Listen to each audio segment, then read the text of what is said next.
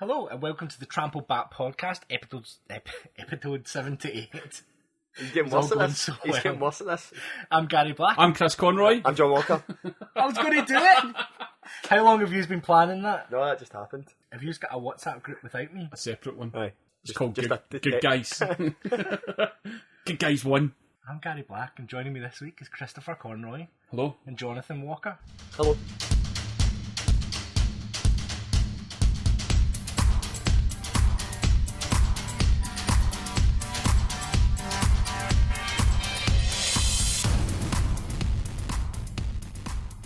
So I think the only place we can really start this week, obviously, with a traditional feature of celebrity deaths is obviously it's been in the news that a prominent Scotsman's died, and I think it's the only sensible place to start.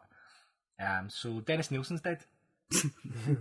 Is he Scottish? That's from Fraserburgh. No way, I never even knew that. Yeah, John doesn't even know who he is, which is really exciting. Never heard of him. John Lennon's pal. I can't live with leaving me without you. I know the song, I just didn't know it. I can't get anymore. Sing another song. I can't live. Just a different key. John, I would like you to make up his obituary now. I know nothing about him. I know, just do it. Go for it. And then he presented It'll Be Alright in the Night, like the sort of precursor to You've Been Framed. You know, at Christmas time, like it came out with the folder. Right, okay. Same guy. No idea who that is. No, but I'd like you just to make up an obituary. No. Right, okay. Really disrespectful. Was Dennis Nilsen a good guy? Yes or no? No, because Dennis is spelt with one N, and that can never be good. Never end well. That's a good point. So Dennis Nilsen had a really tough childhood in Fraserburgh. As do most people from Fraserburgh. Yeah. He joined the army, and then he moved to London, and then he started slicing cunts up. I never realised. Wait, the musician guy?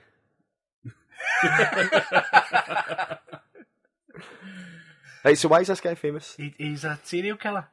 He killed young homosexual homeless men in London, approximately between 15 and 20 of them.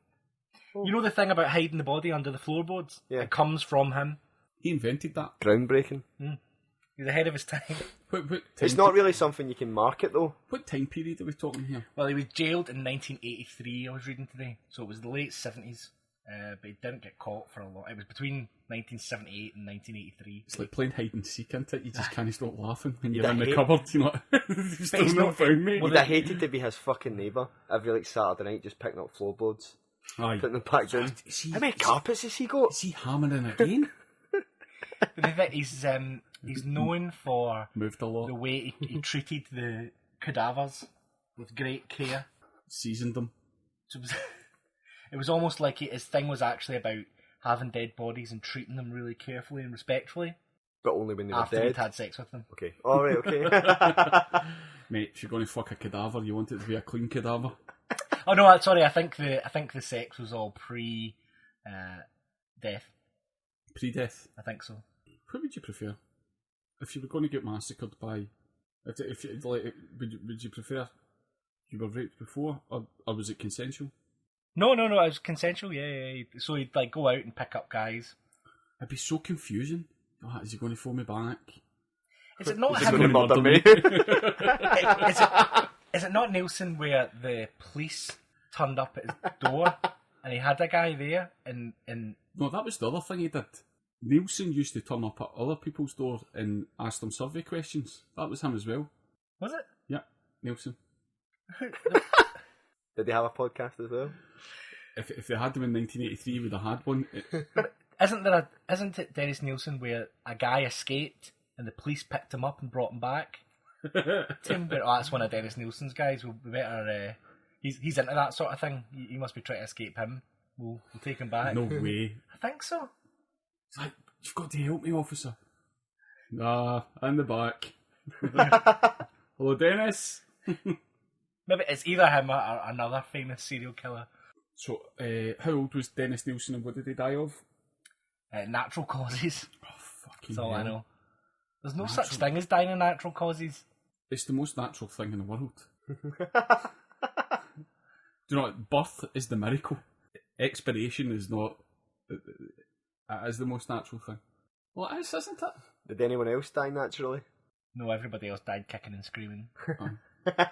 As the result of a misadventure. Um, Unnatural causes. Full of Dennis Nielsen's sperm and a knife to the kidney. Very delicately. Yeah. Just as he was sliding it in. That's your kidney.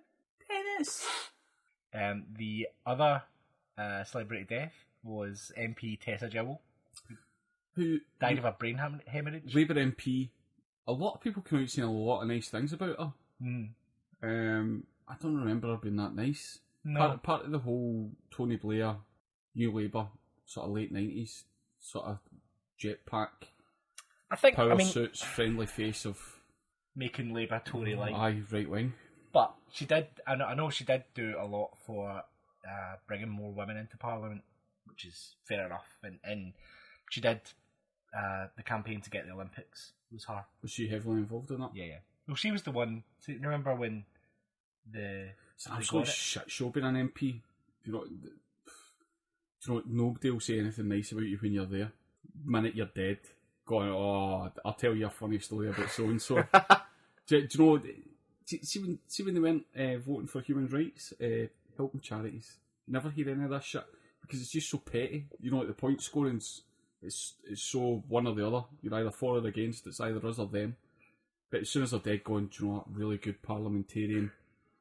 I think she was forced to resign because her husband was implicated in some sort of. Aye, because they're all fucking bent. Aye, they're all crooks. It's like it is exactly the same as when gangsters die. See the quotes attributed to the death of Tessa Jowell. You could probably put it down to Roger and Rennie Cray as well. Which one of the Crays are they talking about here? Actually, it was instrumental in bringing a lot of business into London. The local community. Yeah, local community. Giving jobs to teenagers. Yep, operated equal opportunities as well. And he only hit his woman when he was drunk. How old was Tessa Jowell? 70, which I was quite surprised at. Way? Yeah, I was quite surprised she was as old as that. Well, R.I.P. Tessa.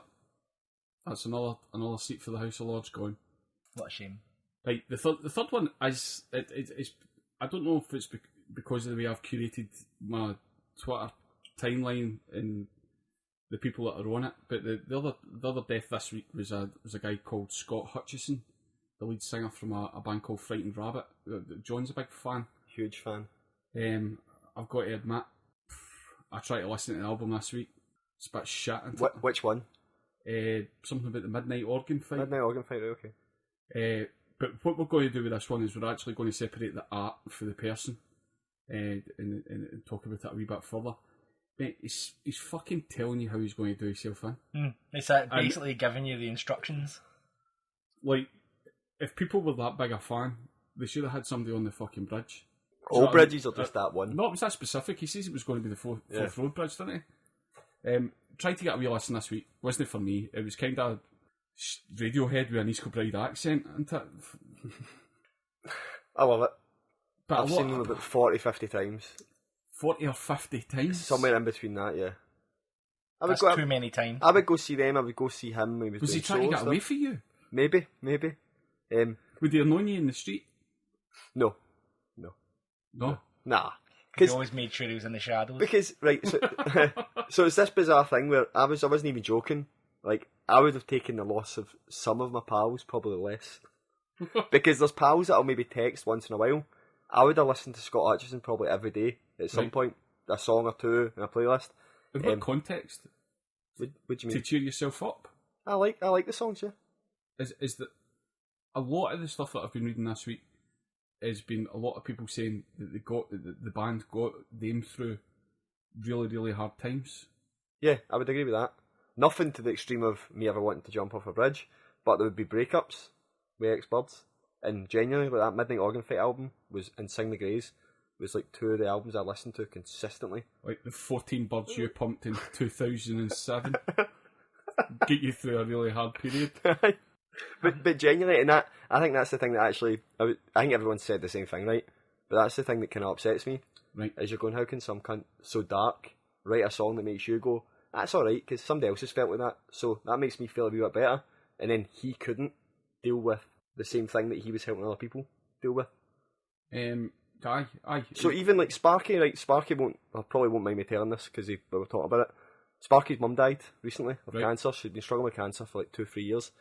And that's what he was saying. He listened to loads of Fighting Rabbit, just like because it's nice to like hear people talking about loss, singing about loss, because maybe you don't talk about it as much. So somebody that he likes and listens to singing about it, maybe cheered him up a wee bit or helped him a wee bit. What is an olive branch? I just something. Like I think it just feels better when you know somebody else has been there. So and that's what kind of upsets you a wee bit. Is that was always the go-to for me. Somebody else has been through this. But the art's still there. Like, see, even though the person's gone. But he created it all. Like, he's the writer, the music writer, the lyrics. He's everything. So there's 4 guys in Cumbernauld unemployed as a result of this. I'm not in Cumbernauld. I thought they were from Cumbernauld. No, we all live in Glasgow, but they're from some island. What island are they from, Gary? Lewis? Don't know. Skye? Might be Skye. Begins with an S. I don't know, no, they're all... An island that begins with an S. Shetland? I honestly don't know. Selkirk. It might be Selkirk. It's not an island. Right, okay, they're from Selkirk, not on an island. What's on an island? It's on this one. The UK. I mean, I was still right. Sure. I've got... See, I don't think... right, so... The reason some stories don't seem as important, see you said would they recognise in the street, everyone I know that goes to Fighting Rabbit gigs has a story of, oh, I remember meeting him after a gig and he spoke to us and had a drink with us. Aye. Or I seen him at somebody else's gig, like I seen him at Arcade Fire at the Barras, and you'd be able to go up to him and talk to him for 5 minutes, he'd have no problem. So see, because there's so many people that have that conversation, he wouldn't recognise you, because it seems like he did it with almost every fan at some point. I think I've told the story in this podcast. This is my David Williams moment. Well, at least it's not the Lummy moment. We'll do that in a minute, aye. So, 2012 or 13, they were touring and they were playing Amsterdam, but you could only buy a ticket if you were a resident in Amsterdam. Was that at the Paradiso? Yes, that's the one. Paradiso, you need to sign up for a membership before you can buy a ticket. Well, even then, if you literally clicked on the back, it said you had to be a resident of Amsterdam, so not Holland, Amsterdam. Right. So I just tweeted and asked if they were able to buy, if I could buy. Imagine Frightened Rabbit playing to a stoned crowd. That's just asking for trouble. You've got canals, water hazards, fucking paranoia. There's no hills to go up and jump off a cliff. Yeah, that's true. That's true. Imagine your first day in Amsterdam, you done Anne Frank, The Sex Trade, then Frightened Rabbit. Fuck me, man. So, I just tweeted him and asked him, how do we get tickets? Because we're going to Amsterdam. We're there when you were playing. And he just followed me back and direct messaged me saying, how many of you are coming over? Aye. I said, there's me and 3 of us coming over. And he said, cool. John Walker +4 will be on the door. Right. And I was like, is that it? And he goes, aye. He's like, you're going to need to tweet me on the morning of the gig before we do sound check just to remind me. And that way I was like to my pal was like, he's not going to remember that. Aye. And I was like, well, it's 2 months away. So I was that way where I was like, as if like after a date where I didn't want to contact him again, because I was like, don't piss this guy off in case he goes, right, aye, fuck remember, off. Remember. Aye. So I tweeted him in the morning and that was it. He went, aye, go to the door, your password is, I'm sure it was I like anime porn. Right. And I was like, he's fucking taking the piss. So we're away out drinking, absolutely blazing. I go up to the door at Paradiso and I said, I think I've got tickets on the door. And what's your name? And I went, John Walker. And this young Dutch girl just looked at me and went, yes. And I was like, John Walker, 4 tickets. She went, and? And I was like, and my girlfriend's going, you need to say it. And I was like, I like anime porn. And she went like that. Sorry? And at this point, there's 3 security guards pissing themselves laughing. Aye. Because it was like a crowd of maybe 300 people. They all know what's happening. Aye. And literally, it was quite loud at the time. And I've literally shouted, I like anime porn at the exact point. I swear to God, everything went silent. And she went, there's your tickets. And it was just, that'll kind of, Lace was saying that to me as well. Although it's not a lot for him to do that, go, right, I've written names on tickets on the door. It's done. Yep. He didn't know me. I was willing. I was a paying customer. I was willing to travel. I was willing to pay 30 quid, but he's obviously just went, if you're wanting to come to Amsterdam to see us, I'm not making you pay. And I was like, just little things like that. I'll go, nah, didn't have to do any of that at all. You could have just told me how to buy a ticket. Right, so what do you think? Do you know what? I've ridden over the band there. My opinion does not matter a fucking jot. This week I've really got into the John Hopkins album. I've told nobody. Because you know why? They're not going to be fucking interested in it.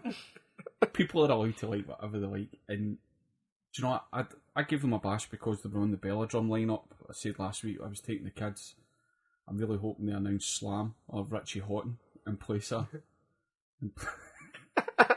Frightened Rabbit. But it was the outpouring on Twitter and the people all saying the same things. You know, just sometimes art, music, books, movies will touch people in that way, and there was a genuine sort of... I don't know if it was the nature, the fact that it, you know, it took his own life rather than it being an illness, or rather it being, you know, a car accident or something like that, because we're all still struggling with Viola Beach. But there's something... But they came on one of my playlists recently. But there's something... But we do this celebrity death section, right? And this one's a right sensitive one. Because there's Scottish people our age going, well, do you still rip it? Or do you show a wee bit more respect? Or do you go, well, are you treating... Celebrities different. See us doing Viola Beach. I could not pick Viola Beach out of a lineup. No. Do you know what I mean? Yeah. It's something, you know, it kind of, you can't touch. It's so far away, that type of celebrity is so far away you can't touch. Like Lemmy will do everybody. He done Dennis Nielsen today, his normal tweet. Met them at a celebrity charity dinner or something. And they were really funny. But he didn't do it with the Hutchison one. But because it maybe feels just a wee bit too close and a wee bit too raw. But I think you need to blanket it and treat it all the same. But the interesting conversation that comes from the Hutchison one that doesn't come from Bruce Forsyth or David Bowie or anything like that is going, why do young guys keep killing themselves? I said last week, there's just too many conversations.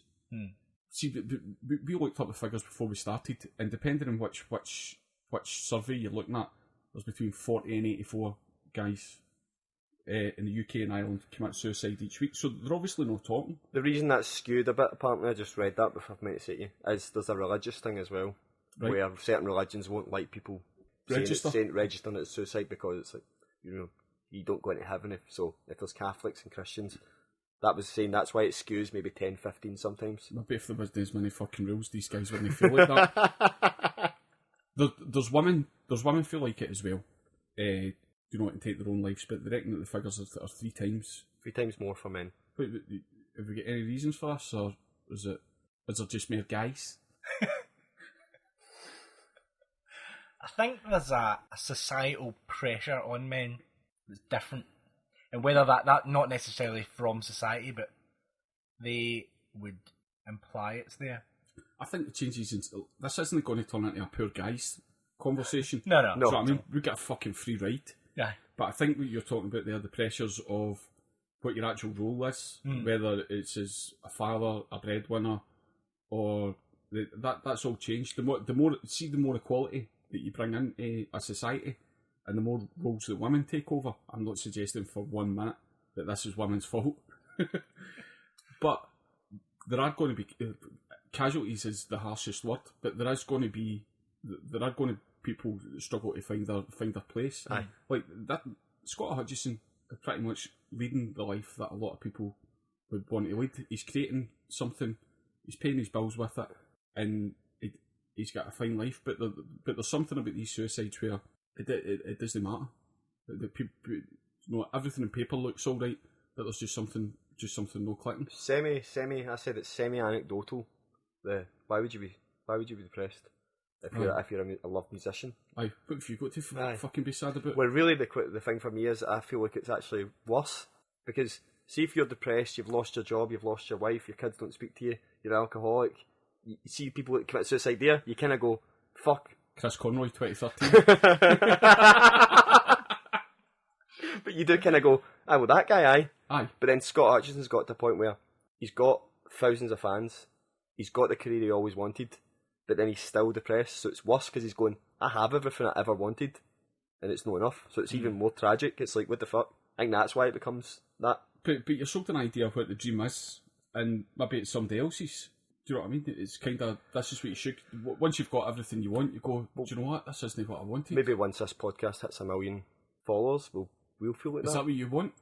Put if we hit 1 million followers, and then you're going, do you know what, it's just empty. See, what I did was, I let us not do this for like a year or two, and let Gary push. Really what I was doing was slowly starting a cult. It's me and Alison Mack. Right. And we're just slow. That's what the WhatsApp group was. I made you think it was your idea. Right, it's all been... So the WhatsApp, I'm just slowly picking away at people. Private chats, just moving them all in. Do you know what? This isn't going to be popular. Right. See, when people commit suicide, I just think, you selfish cunt. It's not you that's impacted by it. It's all the people that you've left behind. But you're definitely not allowed to say that, which I think's a kind of problem, a little bit. The other part of me thinks, going, you listen to this people saying, well, you need to make the most of it, you've only got one life. It is his life. He can do exactly what he wants with it. And see if he's going, do you know what, for one reason or another, I've had enough of this. I've had enough. Just go for the cut price bungee jump. No. And stop, you know, if you are suffering, like, see if you'd been lying in a bed and he'd been ill and he's saying, do you know what, I'm wanting euthanised, there'd have been a campaign going, let him make the decision himself. Yeah. But there's something about a brain, not like the chemical imbalance in a brain, or the way somebody thinks that it's not treated as a health problem, it's mental health rather than physical health.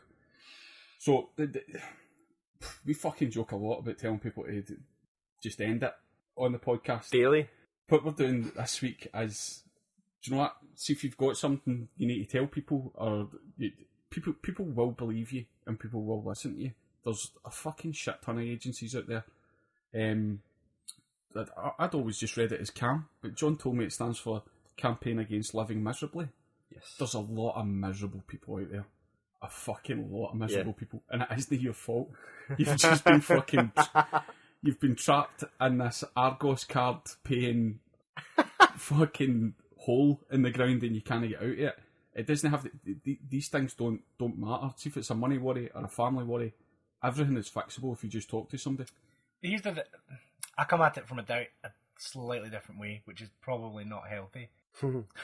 But, you know, there's not always a reason.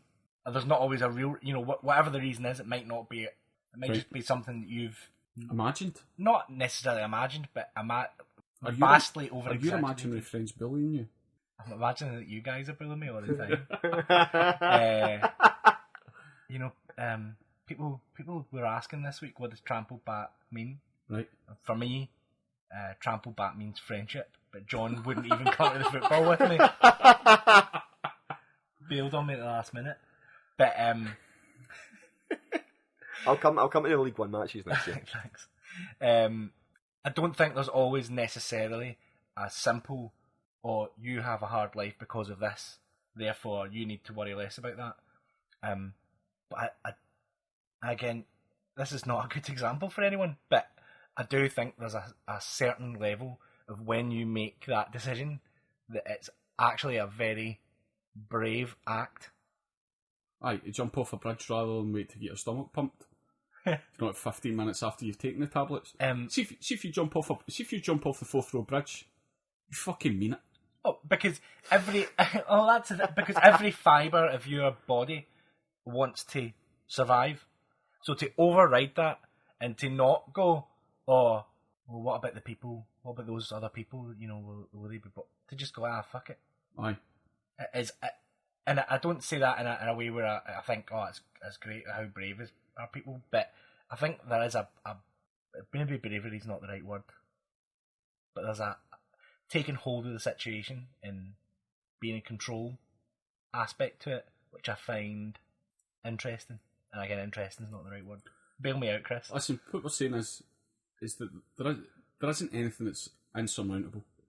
See if you're having any kind of negative thoughts, we've got that WhatsApp group there. All our phone numbers are all over it. See if you want a bit of help, just send a message into the message privately to one of us, and we'll try and help out. Do you know what? I think everybody goes through this at one stage or the other, and there is nothing bigger than your own problems. Your own problems are real, but the amount of people that will say things like going, well, do you know what, I'm not so bad off. Do you know what I mean?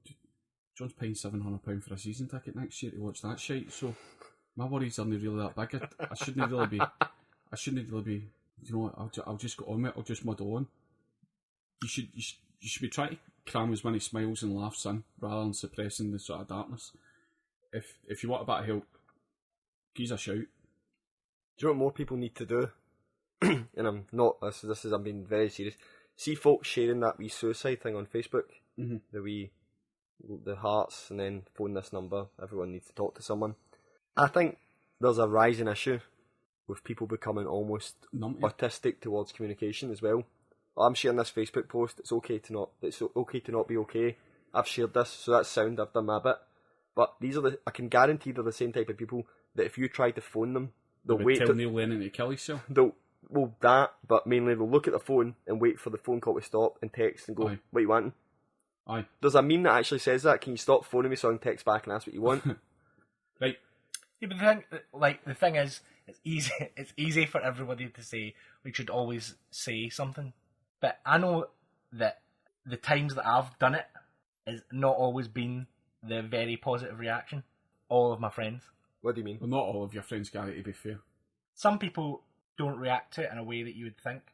I don't know what you mean. You're going to need to be clearer. Going, do you know what? I'm really struggling. All right, okay. And going, well, just fucking do this and just fucking do that. What you got to be sad about? Try exercise. See the amount of people go, do you know what? I got depressed about 3 years ago. Just go for a run. Well, fucking good for you. That's not. It's not going to be a fix all. Well, can I bring something up on that though? If you tell sad people to go and exercise, well, there's a way to construct it, right? But I was telling you about the depression scale, right? So 1 to 61. 1 to 61 seems a very strange number. So the problem, the guy compiling it didn't make it to 100.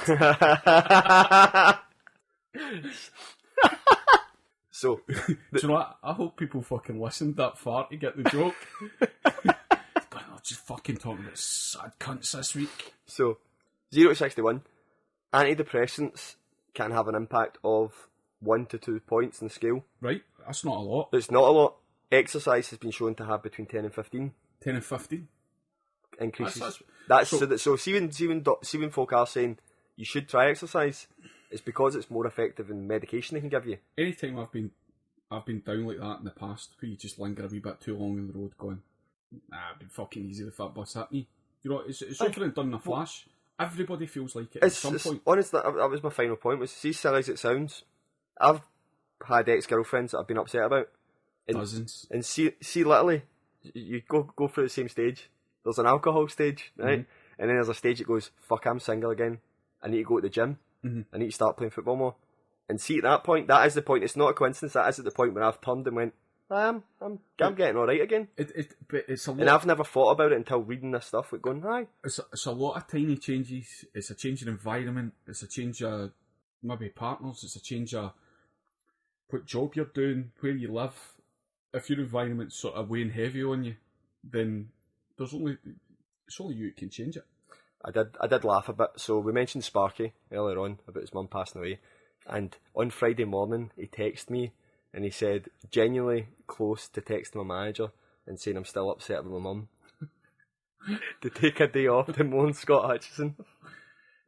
And that cheered me up. See somebody that you don't know personally and you don't have your number in the phone book. You can mourn that loss. You can feel bad about not getting the job that you felt that you were destined to get, or the house that you didn't get. There's so many of these pressures in modern day life. Do you know what? It all doesn't matter. See, if you just sort of see more of your pals, see more of your family.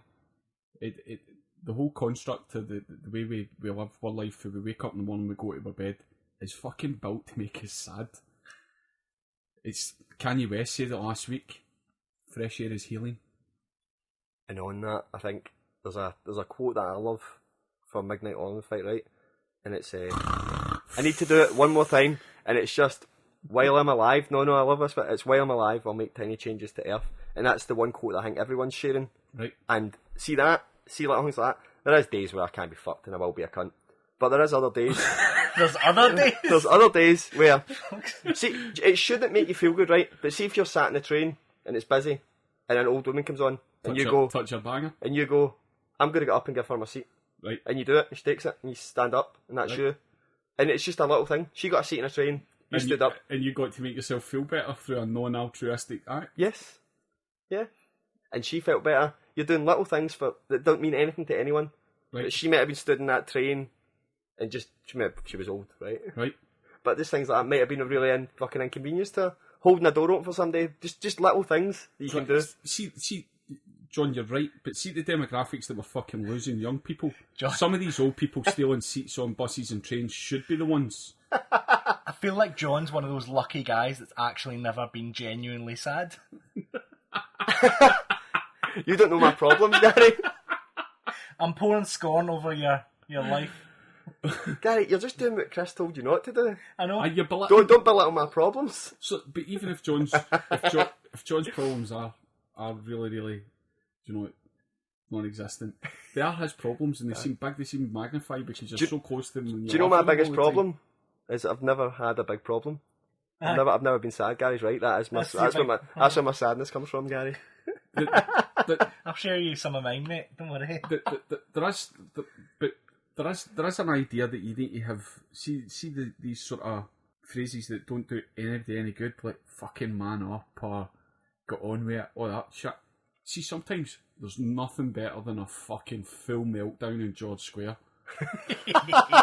Crying so hard that the pigeons won't fucking approach you. See, if you need to have that meltdown, just have the meltdown. Phone a pal, tell somebody. But especially if you've written music that has touched people. This isn't about the job the guy did. Even, do you know what? We're talking about this week because it affected so many people in the Central Belt and other areas of Scotland and the UK. See, when Avicii died, it was autumn season. Aye. Yeah. Because his tunes were shite. And Rich Edwards is giving you a big fucking middle finger going, that's what you get, you prick. Yeah. In positive news, now that I've stopped touring, I will be able to save up and move out my mum's house. So. Mate, you get signed CDs? I've got signed artwork. That will never be more valuable than this week. No, they're all sold out. Yeah, that's very, very you good. maybe get an edition. So we have briefly some more. No. See, after doing that section, I think we do something positive where we're going. Do you know what? We're not just going to talk about it. Me and Gary have made a commitment to lose some weight. I definitely need to. So this is mental health, physical health. The two are going to. When I go to the gym, I feel much better. John's right. 100%. Nothing helps better than going to the gym. And I'm a fat fuck. We are going to fucking change for a podcast to a walking group.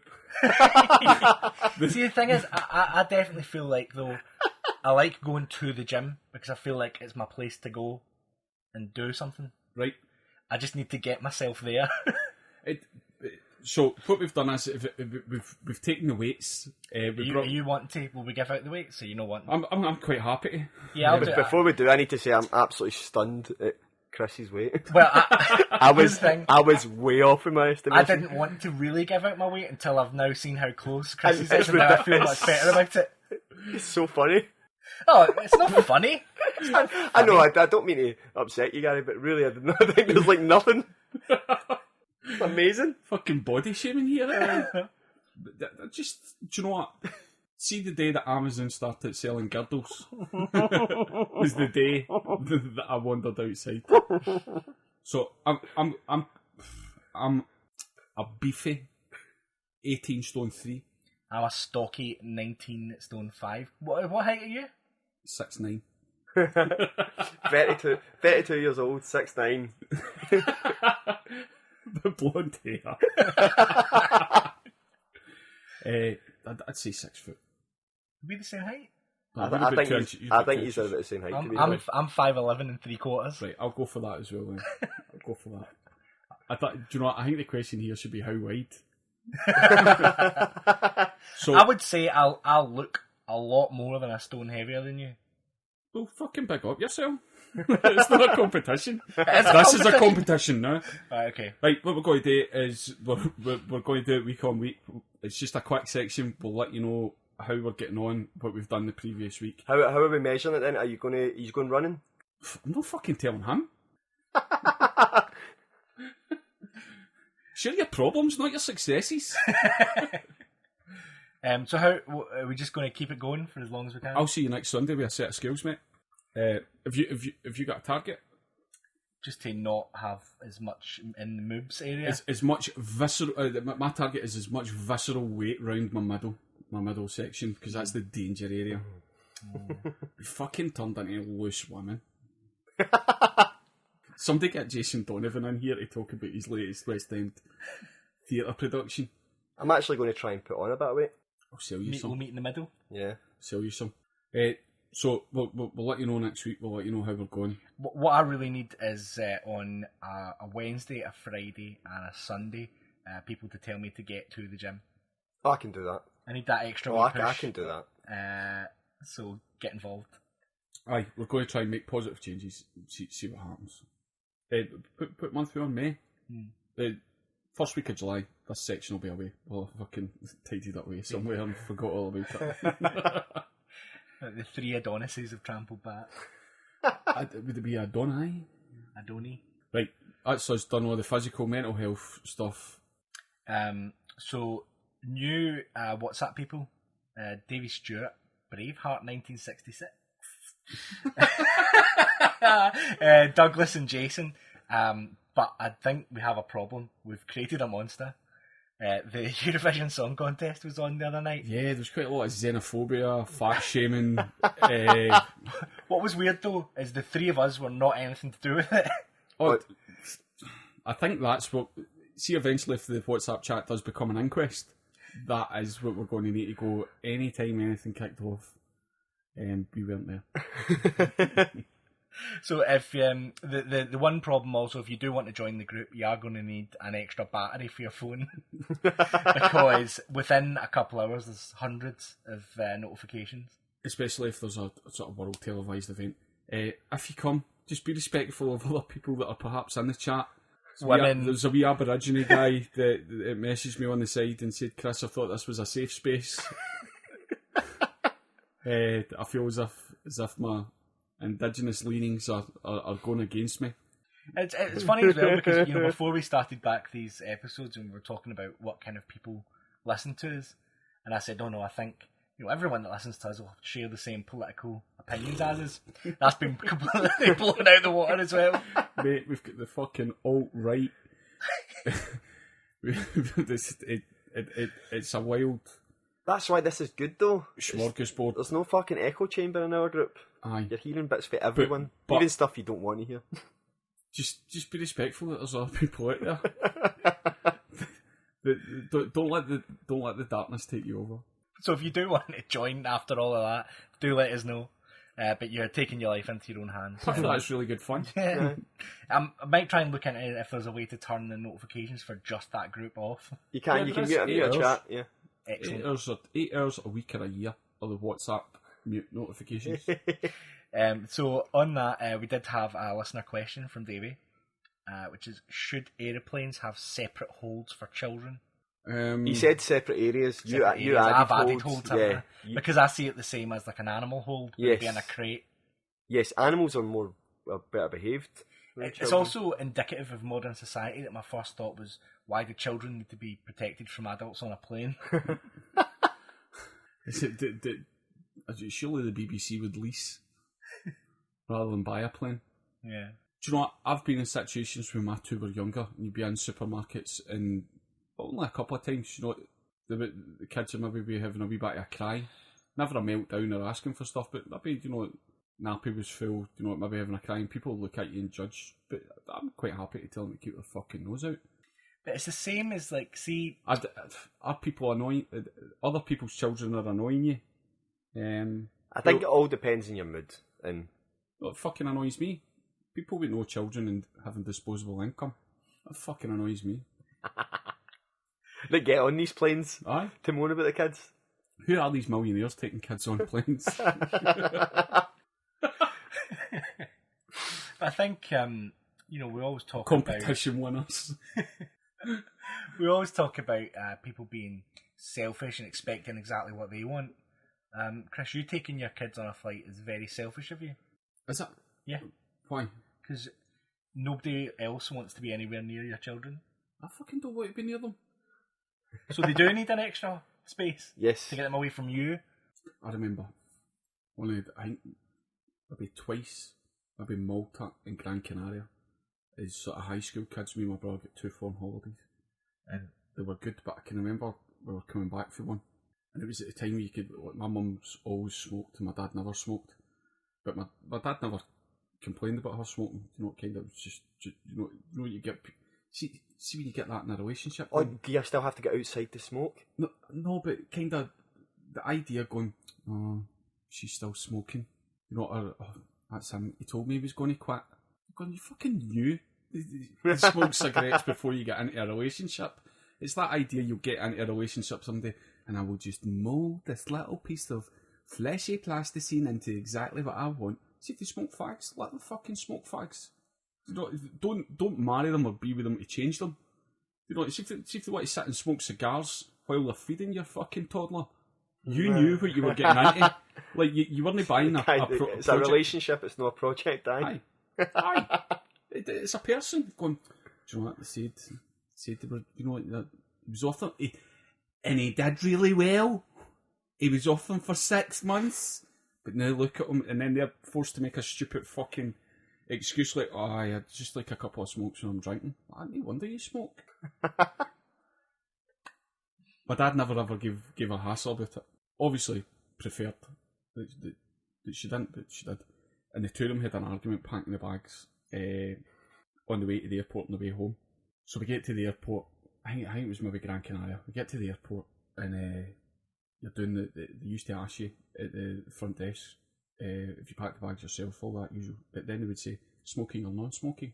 Now the idea of a smoking section, never mind a kids section on a plane's, you were on the same fucking plane. All you did was there a curtain at least? No, a lot of the time, no. Do you remember smoking planes? No, I'd never flown until I was older. Smokers went to the back. There was 12 rows at the back, 14 rows at the front. Could smoke at the back, couldn't smoke at the front. That was it. That was the smoking section. It does sound similar to, I remember the local cafe here that had a smoking section and a non-smoking section, and all they did was split the cafe down the middle, but there was no dividing. Aye. So we get to check out. Two of them have been arguing. They've not been talking. There was never blaze out, stand up rows. You just didn't talk to one another. You'd say an argument in my mum and dad's house was you would say the most cutting thing you could say in as little words as possible, and you would shut that argument down immediately. No talking to one another for 3 days. She's asking the questions, smoking or non-smoking. He went non-smoking, she went smoking. And my mum sat at the back of that plane. She must have smoked about 20 fags before this fucking plane. It doesn't matter, you're still going to hear the fucking kids. Beaten in the whole thing. Dad! Dad! I've seen something in the in-flight magazine! Dad! I think a much better solution would be to drug the kids Put them before asleep.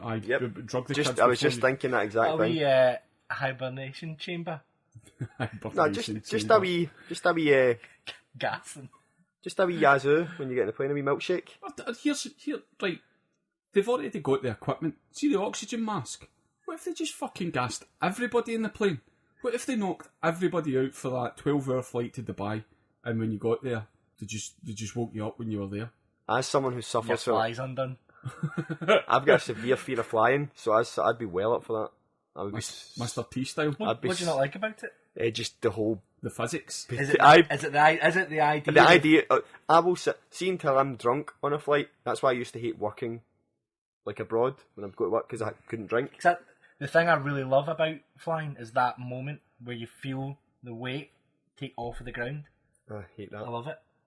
Where you feel your stomach go? If I'm sober on a flight, once a minute I'll be going, we could just fall at the sky. That door might be faulty and going to blow up and then we're all dead. Like, I will do that every minute if I'm not drinking. I fucking hate it. How was your flight to Mexico? I hate it. So when I was going on holiday with Lace and my cousin and his ex, I could drink, so that was fine. But if I was working, I wasn't really sure what the rule was, because the first time I was behaved. But then I realised that my boss had got off the plane like half cut. Right. And I was like, fuck, I could have drank. And she was like, of course you can drink, you're not working. So I wasn't really sure. Aye. So it was fine after that, but going like a 9 hour, wasn't even that, it was like 14 hours, it was 3 different flights.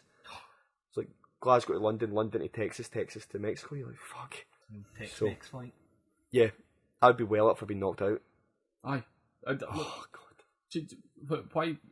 Why are we picking on the weakest section and going, do you know what, they need to be sort of ostracised from the main population, kept somewhere else, out of sight. Everybody just gets the Zyklone B on the flight. You wake up. I mean, we are agreeing that stag doos and hen doos are worse than kids. I've been on flights with my mates and thought, yeah, we're in trouble. We are going to be a Daily Mail headline here. My cousin, horrible. Once went on a stag do flying out from Glasgow Airport, and they didn't even make it out the departure lounge. They got banned from flying when they were in the bar in the airport, and they all had to sneak out, and they all went and booked in a hotel in Glasgow for a week because they didn't want to go home and say they'd get chucked off the flight. I think travel's it's luxury, the right word. Travel's something that's been opened up to people lately. You know, vermin lately, and you should travel as much as. Firmly believe you should see as much of the world as possible, but some of the people that you have to share a plane with, it comes back to Joseph Goss's point: people treating the world like their front room. I was at the cinema again with my shoes off. Would you take them off on a plane? Yes. Oh my God! You're a heathen, animal. Mate, I was going to work in business class. No to keep my feet on the bed. You're expecting a pair of flip flops. Oh, you get slippers. You do get slippers. In your wee BA package. We'll never need to worry about that, Gary. See if you want to avoid those type of people, just use British Airways or American Airlines, pay the extra, and you do get a better clientele, but it's much more expensive. If you want to fly EasyJet, Ryanair, you have to take with that there will be families with kids because that's the way they can afford to travel, and there will be stag doos on those flights, so just... once Brexit happens, no one will be able to afford to go anywhere, so it doesn't matter. It's only a problem for another year. Mate, Brexit duty free. People will be duty free, mate. Duty free will be back. Aye, but you'll need to pay for a visa to go to France. Well, who the fuck's going to France? No one. You? That's this week. Shit. You know what I mean? This is pre-Brexit. It's fine. What do you think? Should they give kids a different area? I'm preferring your knocked out solution, but if we could get them in a soundproofed area, then I'd be well up for that. I think as long as it's a metal crate with air holes, then that's fine. Do you know what it is? It's twofold the annoyance, because you get annoyed by the kid crying, but then you feel bad about yourself later because you go, that's not their fault, they're a kid. Adults annoy me far more than children. I've got a much bigger problem with But that's adults. your assumption that adults know how to control their emotions, and we don't. We're just kids that have grown up a bit. I think you can always make excuses for a kid. You know, obviously some of them are just little shitehawks, but there is a possibility of redemption for that soul. See, when you've got a full-on adult shitehawk. Yeah. I don't even know why it's the planes. It's like the worst scenario is that you work with an arsehole and you need to sit across for the cubicle for them for 8 hours every day. That's like a flight's a one-off. Nah, I'd let the kids stay with there. Okay. But that's just it's just fine. I would like another section. Like another section? Okay. I think they should be treated like animals.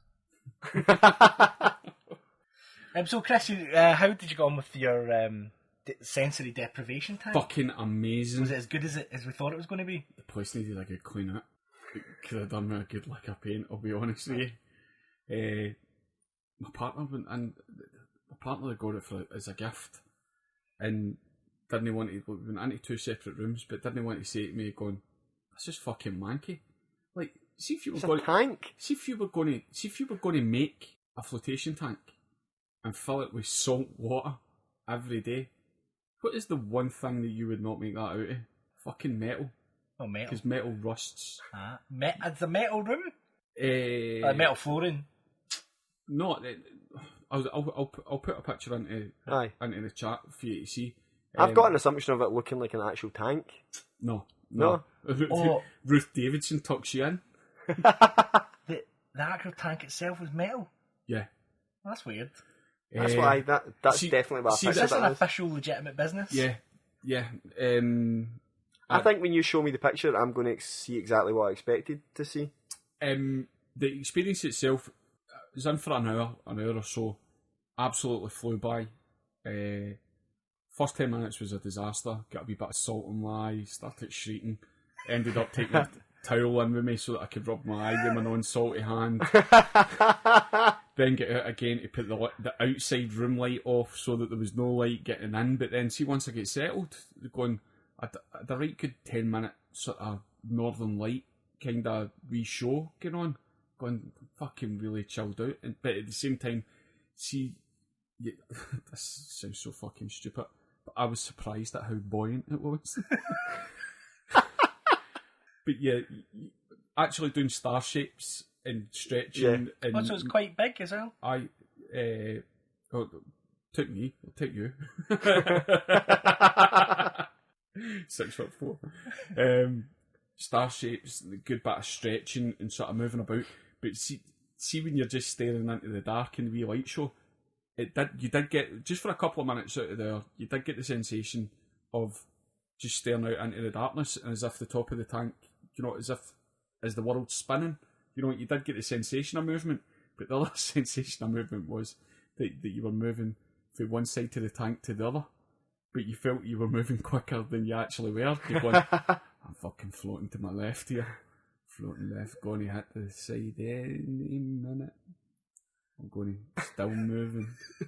Still moving. I fucking hit the side! Something touched my leg!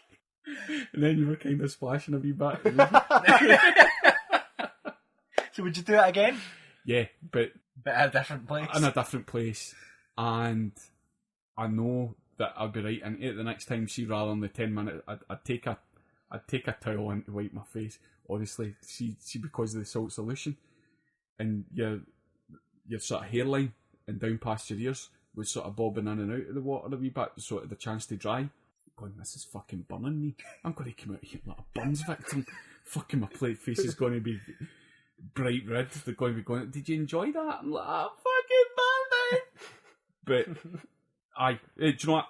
Definitely worth it. I definitely recommend it. See, for the chill out, see like yourself, Gary, sat at a chair, problems with your back, see the feeling of the loss of pressure in muscles and shoulders, necks. It's good. It's a novelty. I thoroughly recommend it.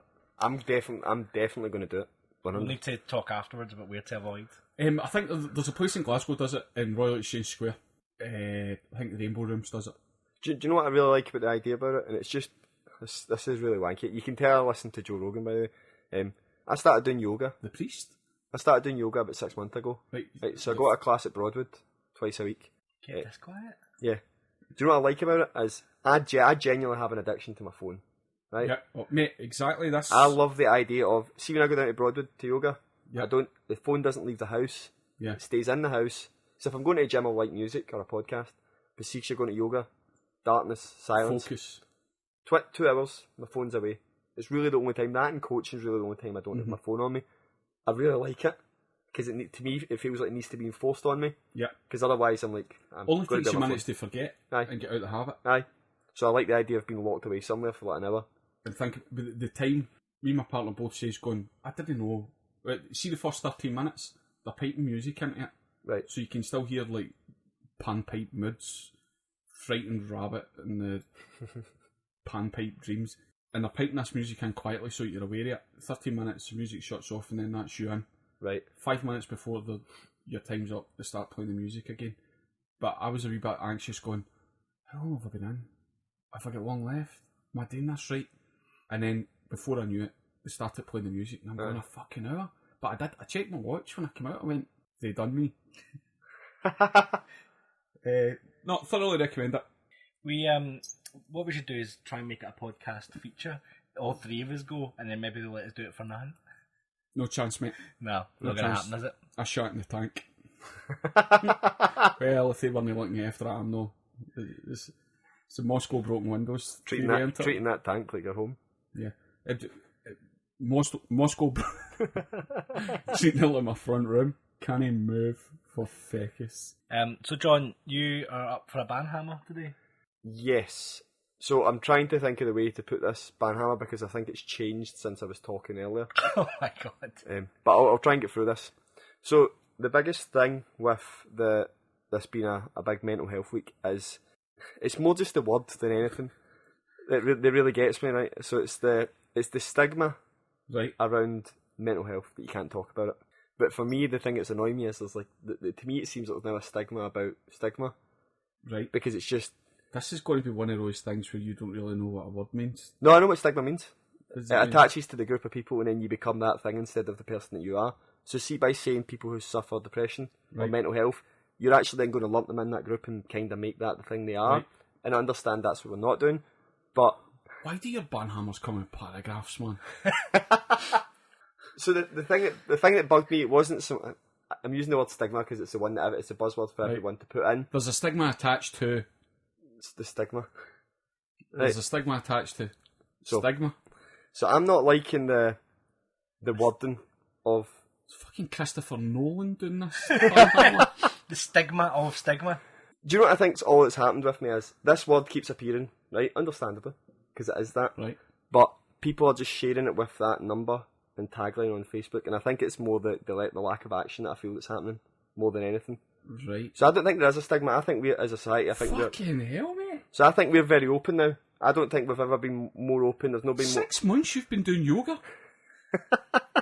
6 months. You promised me you would come to football with me. Guy, you're detracting from what I'm figuring out to say myself. This is what happens when we prepare a banhammer 2 minutes before we go on. Hey, what am I doing here? I want to banhammer people sharing stuff that they don't follow through with themselves. Is your problem? So she's sharing something about phone the Samaritans. Right. Seeing, I would rather you went and did something. Go donate time to Samaritans, do something. Do something positive. Instead of just going, I've shared that, so I've told people it's okay. Empty acts. You want to banhammer empty acts. I think that... How many words is that? Banhammer, thank you. This is why you guys are here, though. John, is your problem that people? Stigma, just people. Stigma around mental health is the thoughts and prayers of mental health? Yes. Right, okay. Yes. Both of you see, this is why I come here. Clarity. You want to banhammer empty acts? Yes. Yeah, and I think you should be able to pull people up on it. So see if you've seen someone... so see if you... I can't wait. Going to 27 a hard time, just phone the SAMH or CAM. Going, well, what the fuck do you do for them?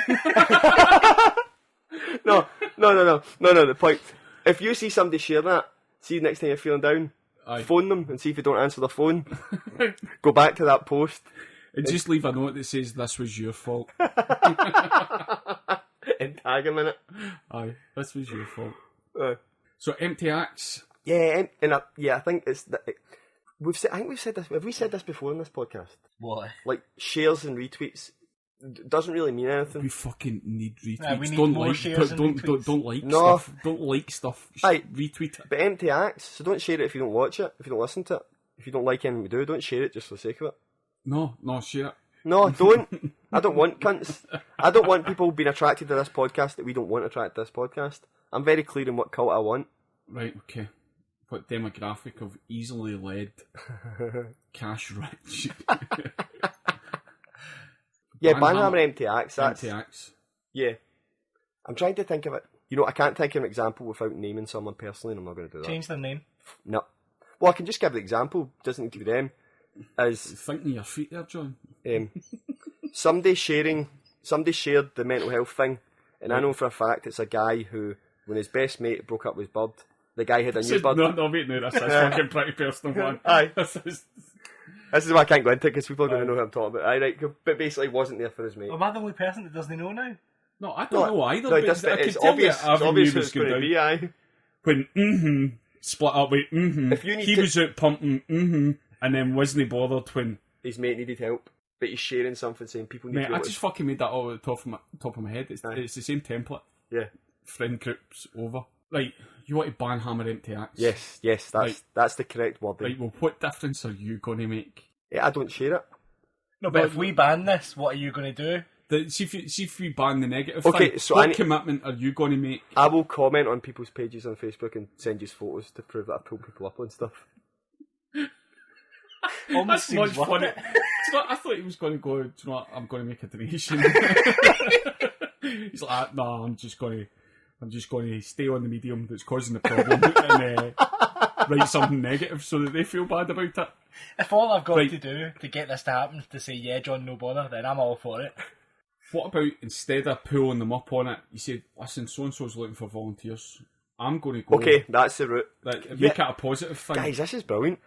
I'm getting all my ideas sorted out. Make it a positive thing rather than going, you're a lying, cheating bastard. Right, cool. Yes. I still think... I'm going to do it anyway. That's what I'm going to do now.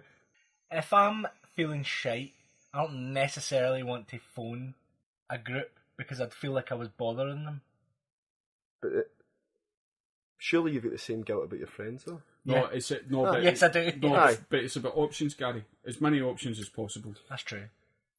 See, companies don't just have a landline. They have a Twitter, an Instagram, a Bebo, a MySpace, a live chat.